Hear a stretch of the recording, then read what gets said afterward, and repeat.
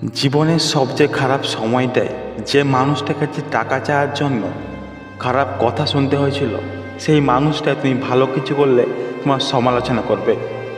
সে শুধু টাকা দেয়নি তা নয়, তোমার আত্মসম্মানটাকে ছোট করে দেখিয়েছিল, তোমার খারাপ পরিস্থিতি নিয়ে হাসাহাসি করেছিল।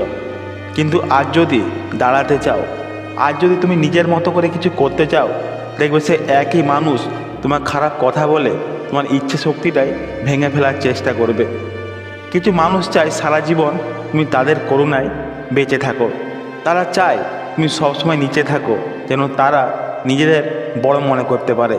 তাই তাদের কথায় কান দিও না, তাদের মন্তব্যে থেমে যেও না, কারণ যারা তোমার কষ্টের সময় পাশে দাঁড়ায়নি তাদের বিচার করার কোনো অধিকার নেই। তুমি যদি ভয় পেয়ে থেমে যাও, তাহলে সারা জীবন নিজেকেই দোষ দেবে। কে কি বলল সেটা গুরুত্বপূর্ণ নয়, গুরুত্বপূর্ণ হলো তুমি নিজের কাছে কি প্রমাণ করতে পারলে। তাই মাথা নিচু করে নয়, মাথা উঁচু করে শুরু করো, ধীরে ধীরে হলেও এগিয়ে চলো। কারণ একদিন এই সমালোচনাকারীরাই চুপ হয়ে যাবে, আর তোমার নীরব পরিশ্রমটাই সবচেয়ে বড় উত্তর হয়ে দাঁড়াবে। মানুষের স্বভাবই এমন যে তারা তোমাকে শুধু তখনই ভালোবাসে যখন তুমি তাদের প্রয়োজন মেটাও, আর যখন তুমি নিজে কিছু করতে চাও তখন তারা প্রশ্ন তোলে। জীবনের খারাপ সময়ে যারা তোমাকে সাহায্যের বদলে কষ্ট দিয়েছিল, তারা আজ তোমার উন্নতি মেনে নিতে পারবে না। প্রতিটা সফল মানুষের জীবনে এমন কিছু কণ্ঠ থাকে যারা শুরুতেই বলেছিল এটা সম্ভব নয়, হ্যাঁ এটা তুই পারবি না। তুমি যদি আর সেই কথাগুলোকে গুরুত্ব দাও, তাহলে তুমি নিজের স্বপ্নের সাথে বিশ্বাসঘাতকতা করবে। তাই সাহস রাখো, ধৈর্য ধরো, নীরবে কাজ করে যাও, কারণ তোমার কাজই তোমার হয়ে একদিন কথা বলবে। যে মানুষটা একদিন তোমার কষ্টের গল্প শুনে মুখ ফিরিয়ে নিয়েছিল, যে মানুষটা তোমার প্রয়োজনকে বোঝার চেষ্টা না করে তোমাকে বিচার করেছিল, আজ সেই মানুষটাই তোমার ভালো উদ্যোগের সমালোচনা করবে। এটাই স্বাভাবিক, কারণ কিছু মানুষ তোমাকে কেবল দুর্বল অবস্থাতেই দেখতে অভ্যস্ত। তারা চায় না তুমি বদলে যাও, তারা চায় না তুমি শক্ত হও, তাই তোমার আত্মবিশ্বাস ভাঙার চেষ্টা করবে। কিন্তু তুমি যদি তাদের প্রতিটা কথায় কান দাও, তাহলে তুমি কখনো নিজের পথ খুঁজে পাবে না। মনে রেখো, শুরুটা সবসময় একা হয়, সমর্থন আসে অনেক পরে। তাই বন্ধু, আজ তোমার পাশে কে আছে বা কে নেই সেটা না দেখে জীবনটাকে নিজের মতো করে আবার শুরু করো। মানুষ ভাঙে, কঠিন সময়ের মধ্যে দিয়ে যায়, ধৈর্যের পরীক্ষা দিতে হয়, তবেই জীবন তৈরি হয়।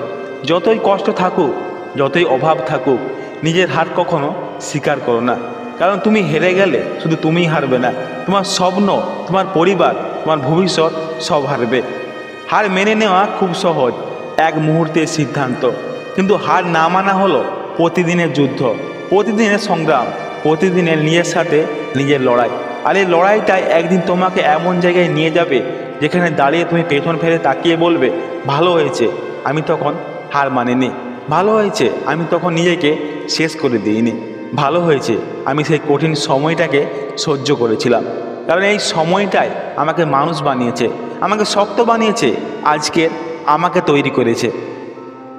অনেক সময় মনে হয় সৎ থেকে কিছু হয় না, পরিশ্রম করে কোনো লাভ নেই, ভাগ্যই সব ঠিক করে।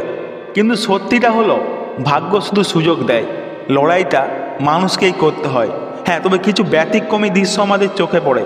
কিছু মানুষ জুয়াতে রাতারাতি ধনী হয়ে যায়, লটারিতে কোটিপতি হয়ে যায়, কিন্তু সেই টাকা বেশি দিন ধরে রাখতে পারে না, আগে যেখানে ছিল সেখানে আবার ফিরে আসে।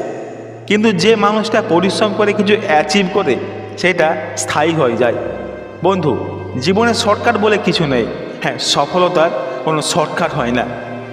জীবনে এমনও সময় আসে যখন পরিশ্রম করেও ফল পাওয়া যায় না, চেষ্টা করেও দরজা খোলে না, দিনের পর দিন অপমান ঘিলে বাঁচতে হয়, নিজের যোগ্যতা প্রমাণ করার সুযোগটুকুও মেলে না।